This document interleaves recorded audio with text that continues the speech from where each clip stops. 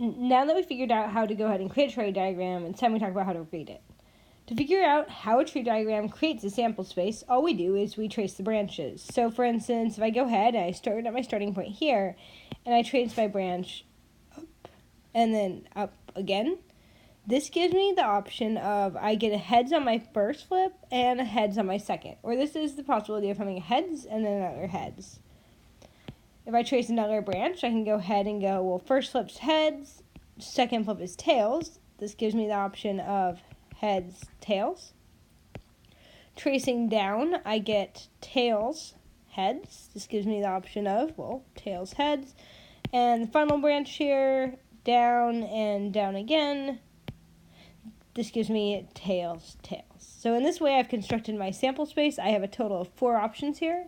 I have heads, heads, heads, tails, tails, heads, and tails, tails. Now, the important thing to point out about this is that I flipped the coin 2 times. I can tell because I have one split and then another one.